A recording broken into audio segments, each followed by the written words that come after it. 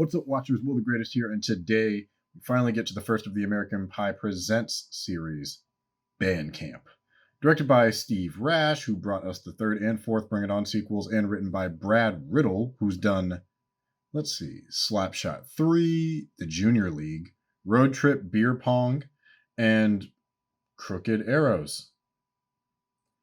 I can't be more excited to travel back to 2005 with a director who made 2 of 5 unnecessary cheerleader movie sequels and a writer for a movie where Superman plays a Native American. Ugh.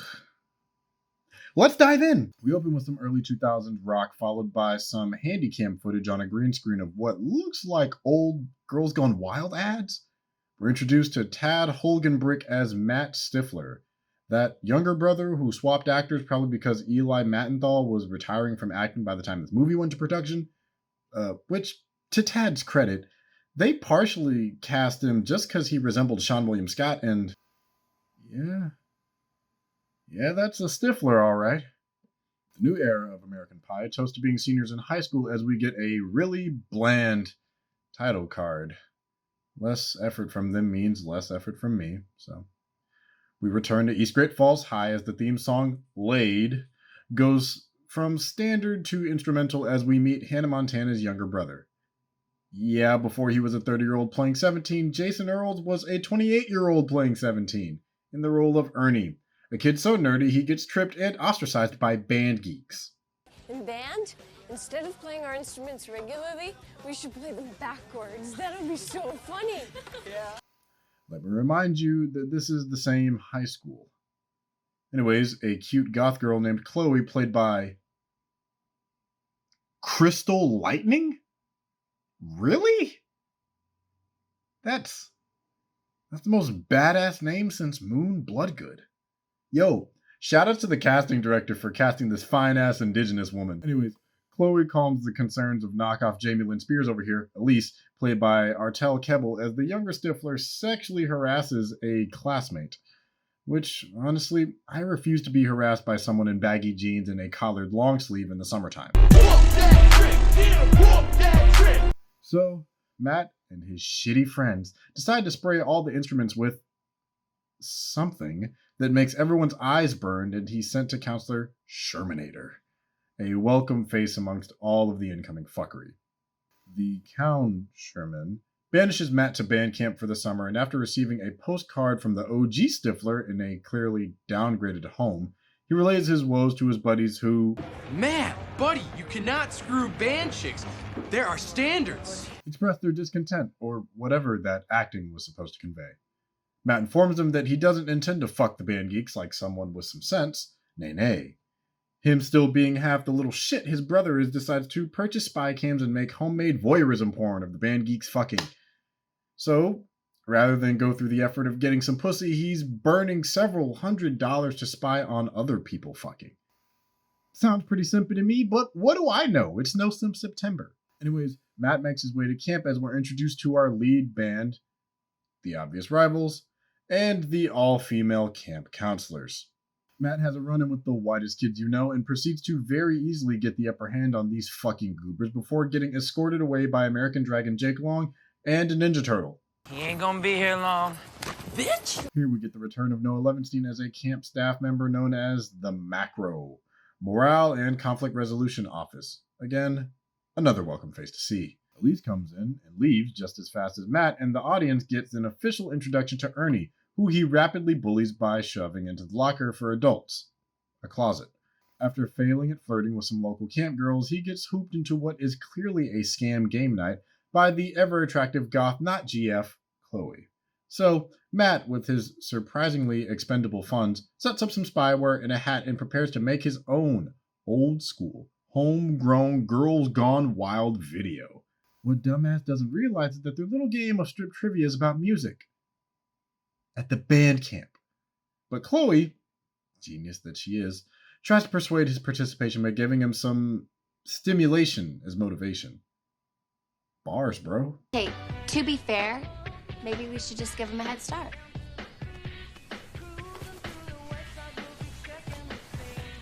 If it ain't brown, don't bring it around. Anyways, The game continues and the stiffy ends up in his skivvies as he's tricked to go and try and sneak alcohol back to their room. He gets tricked and locked out the room. Shocker. And both Matt and Elise end up in trouble and having to see the macro Levenstein. The two are encouraged to work together and... holy shit. Okay, really shitty sequence aside, Matt ruins the practice lineup because he's a fucking Stifler, as the band pleads with him to just chill out and help them win the fucking camp competition. He doesn't, and East Great Falls loses 5 points because the little turd burglar can't even follow the rule of keeping the stupid fucking beanie on his goddamn head. Luckily, Karma gets his ass as our token characters from earlier kidnap him, tie him to a tree, glue his beanie to his head, and squirt toothpaste up his nose in revenge. Matt ends up in the nurse's office, and I'm sorry. Good lord. I still have an hour left? Jesus, God, this movie just started strong, but fuck, watching Matt be an asshole just with the title plot between it wears on the psyche. Anyways, back to the story. Noah encourages him to make some friends, and Matt blows off his advice as we see him put that devious stealth cam to use as he spies on some unsuspecting counselors in the shower. Ernie catches wind of this and calls for him to be reprimanded, but Matt calms him down with promises that he can hook him up with the resident big band goth GF, Chloe. Oh, come on, man, I can help. I'm the Stiffmeister, master of love and romance. Bullshit! I nailed 3 cheerleaders in 1 week on spring break. College cheerleaders.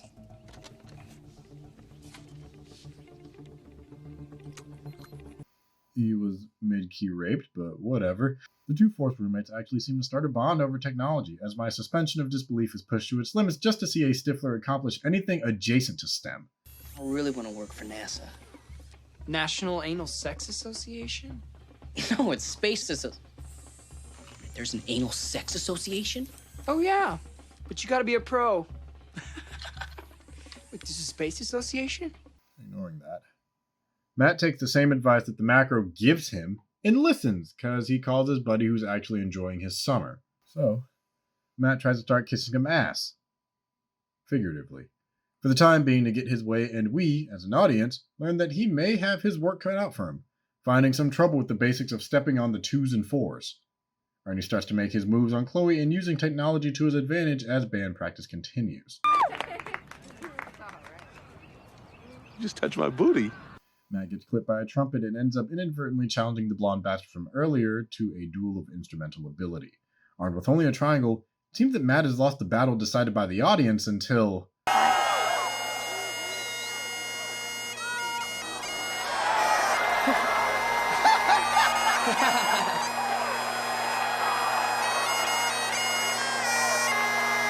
Matt, in a earnestly funny moment, manifests a set of bagpipes out of fucking nowhere, blasting a fun take on Play That Funky Music White Boy, and snags the East Great Falls the 5 points that he lost for them earlier in the movie. Blonde Bastard and his bougie buddies get revenge by giving him a sabotage soda filled with the spit fluid in a pretty gross sequence. Then, after Matt hurls and recovers, we can watch Ernie watching the counselors prepare a naked dance routine set to a knockoff version of Baby Got Back.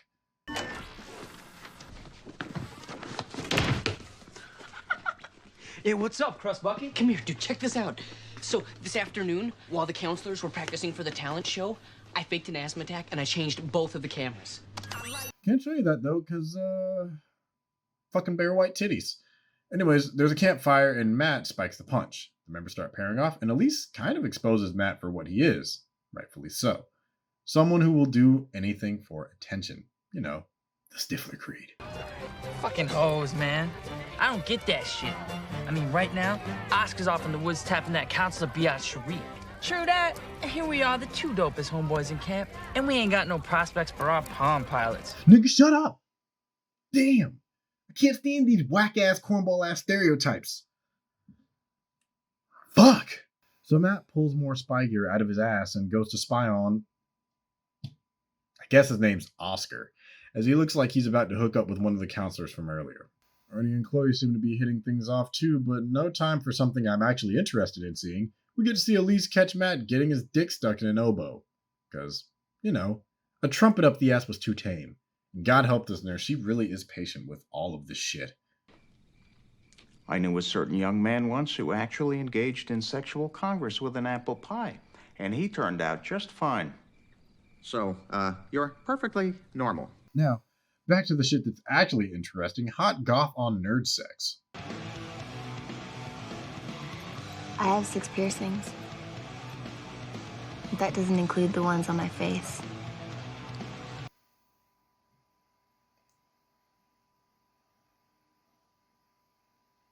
Oh, she freaky for real. Actually, wait, isn't she supposed to be like 18 at most? When did she get all these piercings? Fucking yesterday? 2 right here. And 4 down here. That is the correct response to my question. Also, you can tell this was either filmed up north or in the fall, because isn't it really odd that they can see their own breath in the middle of the night in what's supposed to be the summertime? We get Matt mustering up some decent teamwork skills to help unify his bandmates and motivate them to stay competitive and defeat Beechwood, followed by a medley of some of the other activities they did, like flag football, foam volleyball, and jerking off in sunscreen bottles. I'm not repeating myself. To help with their motivation to create, Elise starts spending a little more time with Matt, who actually shows himself being a little kind to her. This, of course, doesn't last long, as Matt skips out on a meeting with Elise, which he asked for, to prove that he isn't a bandy in the eyes of a bunch of girls from their school. Matt and Ernie get caught, and faith in them is lost. So, in one last-ditch effort to regain Great Falls approval, Matt decides to poison some of the punch for Beechwood with Ipecac. I've never said it out loud. Ipecac. It's fucking Ipecac. Which, of course, leads to our tokens swapping out the drink because they wanted grape. Truly, this is a work of fiction, because no teenager would serve grape drink to a crowd over orange. The fuck? So, the Battle of the Bands begins. All the kids of East Great Falls start vomiting not 2 steps into their routine. They lose, for obvious reasons, and Stifler starts to ascertain that maybe being a super douche is stopping him from actually being liked by the people that are trying to like him. So Matt's back at home and starts going back through his old collected footage from the summer and actually decides, no. He isn't going to mass-produce spy cam porn as a friend for his social circle to see. He rejects his old friends and even goes to try and apologize to the bandies he spent so much time with over the summer. He's still an asshole. You're right. I am an asshole. I can't take back spying on you, and I can't win that Bandy Cup thing. But I can help someone get what she deserves. I'm not asking you to forgive me. Just help me help Elise. So the theme song Laid cues back up as Matt plans to help Elise achieve her dream of joining the Robards Conservatory, with the help of his new friends, by faking a letter of meeting but then uniting the band to perform and having her conduct the whole thing. The scholarship is still up for grabs too, as it turns out that Vanderkamp plagiarized his music, so disqualification.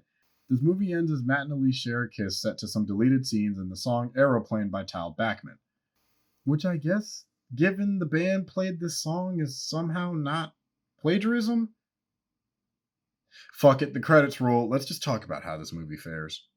As the first of the American Pie spin-offs, it starts off kind of okay. We meet the new generation of Stifler as a rising senior. We see why people don't like him and who most of our team players are. The setup is there and the pieces are all in place. And then they keep running into the ground how much of an asshole Stifler is. So 30 minutes in, I was already exhausted of his tomfuckery and still had another fucking hour left with very, very slow character progression until about the last 15 minutes. I actually kind of like the supporting cast. Chloe is a hot and fiery band geek. Oscar is this big black teddy bear of a man. Ernie is a nerd stereotype, but he also gets along with other people, including Matt Stifler. And while we're at it, I think that's what they should have done. Instead of trying to make a spin-off Stifler, it should have focused on Ernie at band camp. He's a better analog for a Jim-type character. He probably would have reminded the macro of his son, and have it be about him finding how to break out of his shell, and then have Matt Stifler be the supporting character for the same reasons as before that we set up in this movie. He's an asshole. And then the two bond over tech stuff. Ernie learns to use his personality to woo some girls. Matt learns to chill the fuck out and actually just be more genuine and likable. A lot of the story beats really do feel like ideas at a boardroom table, loosely connected by a montage to show us that, yes, things did happen that summer at the camp. And really, did we need to see Matt fantasizing about every girl with a name in the movie as he beat off into a fucking sunscreen bottle? Not exactly. In fact, we could have used some of that time and budget to show Matt getting along better with the fellow campers, like in the rest of the montage, to help make his mistakes at the end of the movie more disappointing. And if you're wondering about how it looked shot-wise, it's a straight-to-DVD movie, so don't get your hopes up too high. In the movie's favor, though, I will say it seems like the cast is having a lot of fun with these characters. I mean, the throwback theme, setting it at the band camp, and having a Stifler forced to go, I think is an interesting setup. And the band sequences are actually a little bit fun to watch. They're no, black band battle of the bands, but they're cute.